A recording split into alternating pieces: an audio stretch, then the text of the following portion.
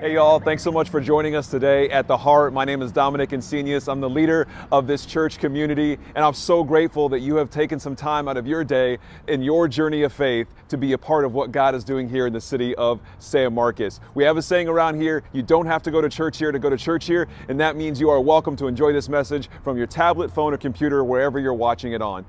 Big things can happen when we expect God to move. So I pray today that God would speak to you through this message. The message today can encourage you and empower you to move throughout your week and what's next in your life. So enjoy this message.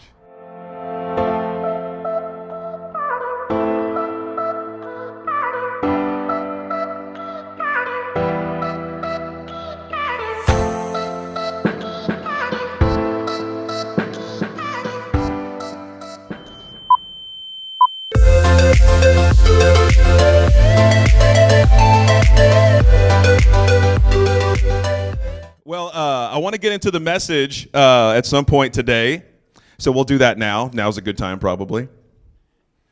And we're in week 2 now. Like I said, we're watching this show, Messiah, and it's powerful, at least for me personally. It does such a good job of giving you perspectives, different perspectives of how someone would interact with Jesus. Now, in this show, this character never calls himself Jesus. He's just known as the Messiah. But as we're watching it, you can kind of see in this fictional tale that it's very much representing what life would be like, how we would react if Jesus was here today in the world of social media, in the world of the CIA. The CIA is watching this guy like a hawk because he is causing some problems.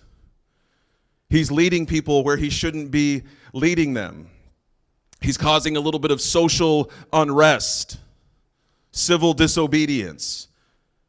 And so to the CIA and people like that, we got to keep a watch on this guy. And so we kind of looked at that a little bit last week and talked about how our interaction with God is different depending on what we are bringing to that interaction, right? Not everybody has the same interaction with God or with spirituality or with faith. We're all on our own journey. And so today what I wanted to look at is there's a part in the show where he talks about truth that he is speaking.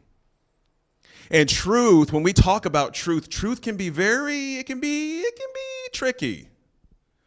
Truth can be tricky. At the very beginning of the show, it's foreshadowing. At the very beginning of the show, the main character, I can't remember her name on the show now. I binged it a couple weeks ago, and I can't remember her name. Does anybody know her name? No? Claire. Is it really? Okay, Claire. Yeah. It's the only way. My parents, y'all, real quick, my parents are living their best life. They're retired, right? And retired life now means you can watch as many shows as you want. And so what I'll do is I'll tell them about a show that I liked that has like 4 seasons. And then the next day, my mom is like, hey, I watched all 4 seasons of the show. It was a good one. You were right. So the main character, Claire, she's interviewing someone for the CIA, and she asks them about truth. And the guy says, that she's interviewing, the guy says, well, there are different versions of the truth.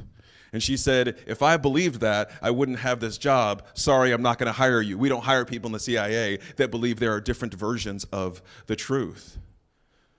And then through the rest of the show, she and many of the other characters in the show are faced with different versions of the truth. And so I started to think about that for me and all the different versions of the truth that I have had growing up. And I remember talking to somebody one time, and they were trying to trap me into this thing. There was 2 people talking at a coffee shop, and they were like, Dom, can you please tell her, this is, one of the girls that worked at the coffee shop. She's like, Dom, can you please tell her that there is absolute truth? And I was like, whoa, just here for the cold brew, not for this deep philosophical argument that you're trapping each other into. Can you please tell her that there is absolute truth? And I said, well, I don't know that there is. And she did not like that because she had been to the Heart before and knew that, that I was a church person. I said, I don't know what there is. Everyone is looking into their own truth. Now, before, you write that off, stay with me, just at least hang in for the rest of this message, and let me tell you what I mean by that. When Corbin was very, very young, we would split time with his, he would be at his mom's house most of the week and then be at our house every Thursday and every other weekend. And I had this thing in my head that I wanted to, as he was growing up, and, he was 5, 6, 7, 8, and, kids, when they're small, they're very impressionable. I guess we're all very impressionable, but kids for sure. And I had this instinct of I wanted to protect him. I wanted to protect him from things that were going to be told to him that were untrue. I wanted to protect him from people who would be frustrated with him when they had a short temper. I wanted to protect him from anger and all of that kind of stuff. When he wasn't with me, all I could think about, when he wasn't at our house, all I could think about was, how can I protect him from all these things that he's having to deal with when he's not at my house? And then, one day, he's over at the house, and we're hanging out. And for some reason, I can't remember what happened, nothing important. For some reason, I had a very short temper, and I, mouthed off to him. And I had this moment of like, man, I can't even protect him from myself when I'm getting angry. I can't even protect him from my short temper. So who do I think I am who's going to protect him from other people's short temper? It was a truth that I needed to face. And I want to ask you today, as we're kind of digging into this, what are some truths that you have had to face recently? What is a truth that you maybe need to face that you haven't yet? And I say that because, like I said, in this show, there's a few times where this Jesus-type character, this Messiah character, says something to somebody, and it makes them extremely uncomfortable. What is it about someone exposing our truth, exposing a truth to us? What is it about that makes us uncomfortable? Maybe you experienced a truth you need to face. Maybe one day you wake up and you step on the scale that you've been avoiding for a couple of weeks. And you step on the scale and you're like, whew, let me take the shirt off. Step back on. Well, I better take my shoes off. Then before you know it, you're like, okay, yeah, that is the number.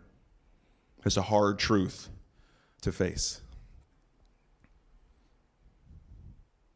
Where is a truth that you need to face in your life? Truth is difficult. Truth is hard. Why is it hard? There's a verse I want to read. Now, in this particular verse that we're going to read today, it's Jesus talking to some people who were following him. And I want to invite you later today or this week or whatever to read the rest of this verse or the rest of this chapter on your own, because it gets pretty spicy. Every now and then you'll get a story in the Bible where Jesus is almost getting into like an argument with people. People are going back and forth and challenging some of the things that he is saying, and he's up for the challenge. He's challenging them back. And so I want to look at this. This is in the book of John.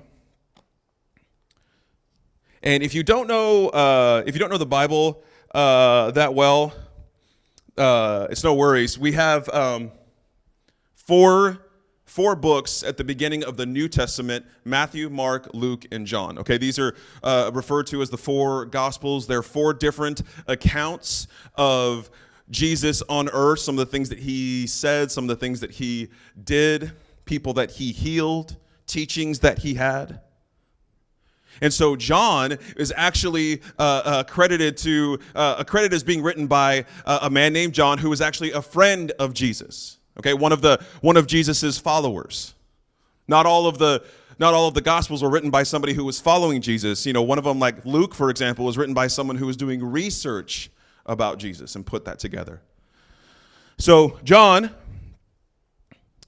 in John chapter 8, verses 31 and 32.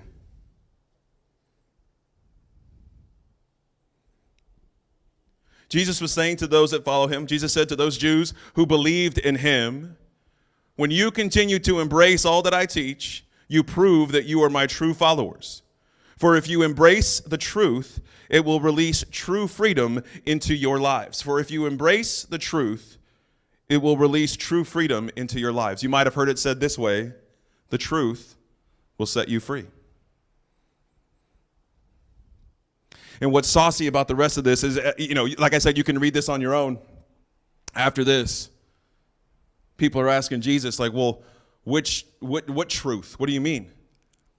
And this is where we get in trouble. This is where we get into arguments. Maybe this is the reason why Christianity is split up into Catholicism and Methodist and Lutheran, non-denominational.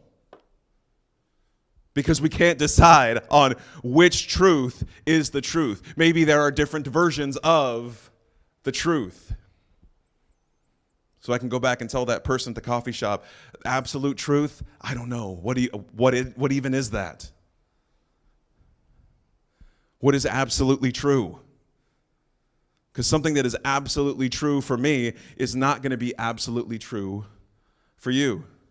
What is absolutely true for me is I need to keep track of the calories I'm eating because I will never do that on my own up here. If I don't write it down, I'm not keeping track of it up here.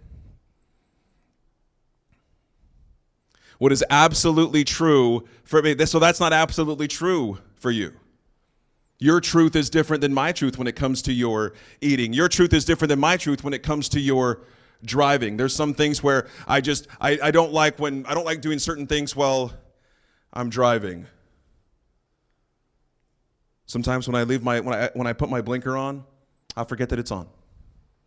You know who that bothers? Take a guess. Anybody? Guess who it bothers? My wife. Oh, it bothers you too.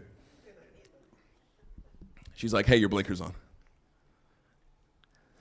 And because I'm human, I'm like, yeah, I know. Meant to. I will eventually turn left, so there's different versions of the truth. So when Jesus says, if you embrace the truth, well, why doesn't he in that same breath say what he means? Which truth? Which true thing? Follow his teachings. How? In which way? How are we supposed to do that? What is the best way to follow Jesus' teachings? There are millions of churches around the world trying to figure that out every single weekend. That's what we're doing here today. What is a truth that you need to face? I wrote this down. I wanted to tell you this. An uncovered truth in your life creates the space to change or to avoid, but never the option to unknow. When a truth is uncovered in your life, whether someone says, hey, did you know that when you answer questions this way, it comes across as really sarcastic? Someone's told me that before a time or two. And once that truth is exposed to me, once that truth is told to me, I now have the space and the option to change my behavior or change how it shows up to other people, or I can choose to avoid that. But I can never choose to unknow that truth. Maybe I'll forget it down the line, but I can never unknow it. That's what's dangerous and scary about truth. Because once it's there, now you have to do something with it. Or you're the person that avoids truth. And I am that person many times. I have been that person many times. I don't want to deal with that. For the past 4 days, there has been a pile of towels on top of the dryer that I see every time I come in the garage. And I'll say, nope. Anybody else? Didn't see it. Not right now. I'll fold them eventually. That's how truth is in our life, right? Every now and then you're reminded of the truth. Every now and then I'll forget about the towels until right now, and I was like, I forgot about those towels. Guess what? When I get home, I'm going to point at them and say, nope, I don't feel like folding towels today. Maybe I will. That's how truth is in our life when it gets uncovered. Whether something has said somebody has said something to us, or we have a revelation, we have something that's like, oh, okay, that I shouldn't be doing that. That's not good for me to do that. It doesn't mean it's not good for everyone to do that. Some of you know, there's a few different levels. Some of you know, okay, raise your hand if you can never, ever watch scary movies no matter what because you know it's not good for you. Put your hand up. Okay, very good. Now, who are the people who you can watch scary movies, but you definitely can't watch them at night right before bed because you know it's not good for you? Okay. Okay, and who are those where, yeah, I can watch scary movies pretty much whenever because I'm not really bothered by them? Raise your hand. Okay. Now, who are the freaks who are like, I need to watch all of the Paranormal Activity movies beginning to end? Okay, yeah, all right, yeah, so there's different levels. There's different versions of the truth. You know what is good for you. You know what's best for you in that. That is your truth. That doesn't make it true for everyone. It doesn't mean not everyone can watch scary movies.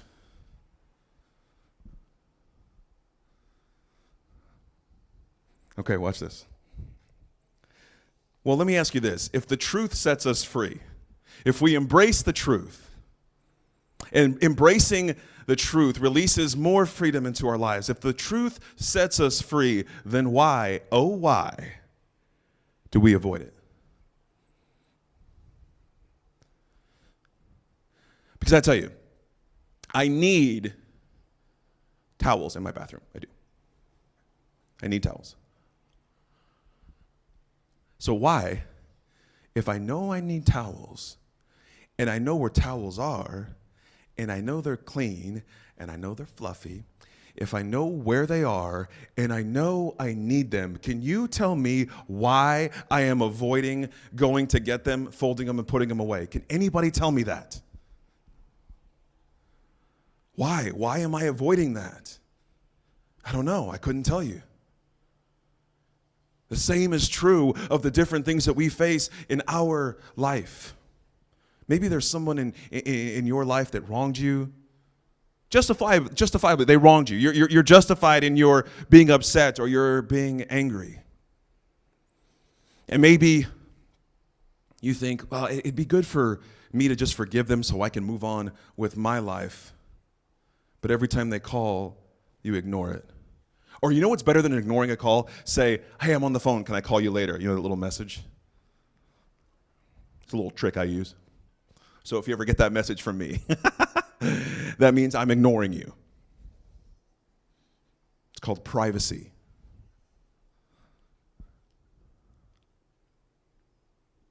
If the truth sets us free, why do we avoid it? If it's going to be better for my life to have fresh towels in my bathroom, why am I avoiding it? Why do you avoid things that you need to do? Why do you avoid conversations that you need to have with someone? Why do you avoid changes that you need to make in your life? Changes you need to make to your morning routine? Why do you avoid going to bed when you feel like you know it's going to be good for you, but you just don't want to do that? Why do we avoid those things? I wish I could tell you. Sorry, these questions don't end with an answer I'm going to give you. Except it's up to you, it's up to me to seek the truth. To seek the truth in front of us. So when Jesus talks about embracing the truth, the way we can embrace the truth is by constantly seeking truth. So if my previous truth was, Corbin, when he's not around me, when he's tiny, when he's not around me, he's subject to anyone being frustrated with him. But at least when he's around me, I can protect him from that. And then my new truth from something happening was, Okay, maybe that's not true. Maybe I'm not the hero I thought I was. Maybe I have some changes that I can make in my behavior as a dad. And so what that left me faced with is like, well, I know this isn't true anymore. Now I know that this is true. So now space has been created for me to change how I approach that or to avoid it. If you're taking notes today, I want you to write this down. Truths can be scary because it shows us that we don't have everything under control. And I love having the perception that I'm in control. I was talking to somebody last night, and laundry came up again. Maybe I have something I need to work out with a counselor on this laundry thing. But they were saying, somebody was telling me, like, haven't you ever heard of like the wash and fold or whatever? There's like, a service where you can, you take your laundry to this place, they wash it, they fold it, and you can just go pick it up and put it away. I'm like, wow, that sounds like a dream. And I was telling them, however, laundry, I like doing laundry. And, they scrunch their eyebrows and like, nobody likes doing laundry. And I was like, well, I guess I don't like doing laundry, but I feel like it's therapeutic. And I actually said this last night. I said, I feel like I'm in control of something. Maybe I do have some issues I need to work out. I'm working them out here, so you guys are good with that. Truths can be scary because it shows us that we don't have everything under control. Because when a truth is exposed, maybe a truth that we weren't sure of, when a truth is exposed, now we think, oh, now it's known, at least by someone else besides me, that there is something I don't have under control. There's something I don't have perfected. That's why an uncovered truth can be so scary. So what do we do? What do we do if there's these constant versions of the truth, these different versions of the truth in our life? When our truths change as we grow up, when our truths change when we get married, when our truths change when we have children, when our truths change when we get a different job. When we constantly seek truth, that's how we're going to be able to do this, is by constantly seeking truth. And when we do that, it gives us the chance to constantly grow in our life and in our faith. Because when you're seeking truth, what you're really doing is seeking things that are going to make you uncomfortable.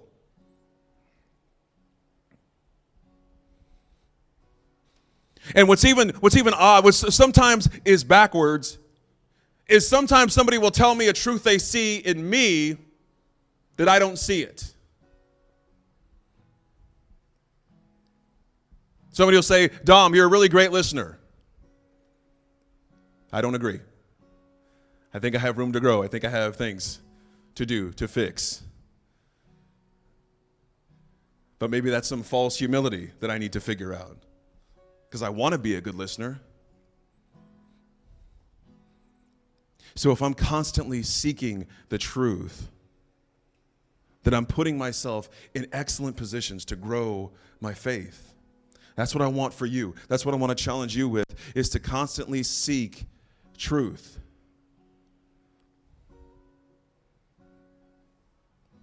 Is there absolute truth? I don't know. But I know that there is truth in your life that needs to be faced. I know that there is truth in your life that maybe you've been avoiding or putting off or forgetting, and then when it comes up, you're like, I don't want to deal with that right now. I know that you have piles of laundry in your house that you are dodging.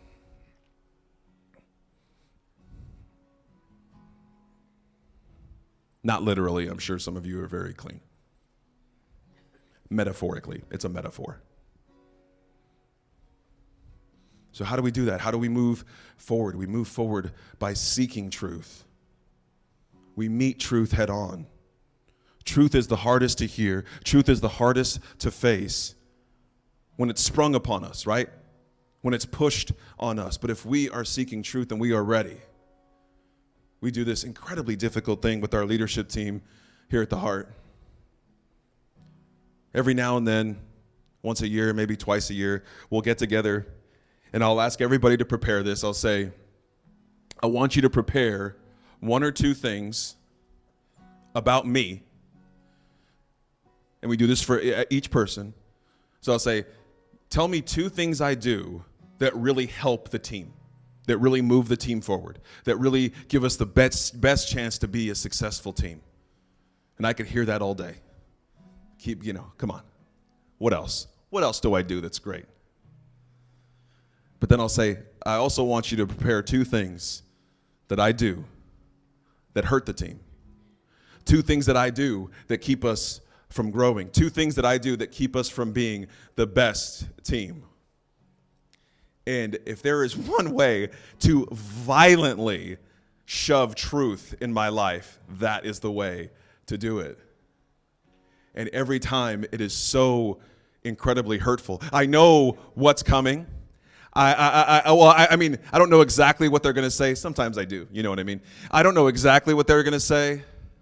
I know I'm just ready for something tough. Okay, look, and I'm geared up. I'm like, and I'm so sensitive, y'all. I am so sensitive. And so somebody, whether it's Birdie or Crystal or Matt, and they can butter it up as much as they want. They'll be like, sometimes maybe Dom, just a little bit, 1 or 2 times. It's not good when you make a joke about everything, and I'm like, wow, good to hear this. Good to hear this. And then I retaliate, and then I'm angry, and then I'm like, you don't know me, and then all the emotions that you would expect. And then once I give myself a minute or 2, and by a minute or 2, of course, I mean a day or 2. Once I give myself a day or 2 to stop being angry at them for even daring to tell me what they said, I can come back and say, man, I really appreciate you saying that and being brave enough to tell such a sensitive soul something that was hard to hear. Because how can I get any better? How can I grow in my life if I am unwilling to hear some of the things that I do that are hurtful to people in my life?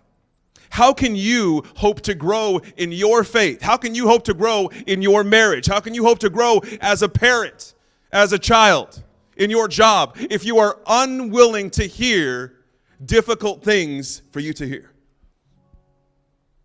I would say it's probably impossible for you to grow if you're not willing to be uncomfortable in seeking the truth. So that's what I want for you today. That's what I want for me. That's what I want for us. Let's seek the truth. The truth is going to be scary, so I can't say don't let it scare you, because it will. It is scary. And truth, depending on how exposing it is to our hearts and our life, can be very difficult to hear, but it's in that we grow together. It's in that we grow in our faith. So if you could, I want you to bow your heads and close your eyes. I want to pray for us today for this challenge. God, thank you so much for the opportunity we have to grow in our faith. Thank you for the truth that you expose in us, that we can continually seek truth to learn more about who we are, about who you are, about who we need to be. I pray for all of us on this journey of faith, that we can take bold steps forward, and that truth, even though it's scary, would not stop us from growing into the faith that we want to have, from growing into the person that we want to be. So we love you, and we pray that in your name. Amen. Y'all, thanks so much for joining us today at The Heart. To find out what is next for you in your journey of faith, I want to invite you to go to theheart.church/next, see what's in store for you, get in touch with us. We would love to be able to connect with you and see how we can partner with you in your journey. I hope you have a great rest of your week, and we'll see you soon.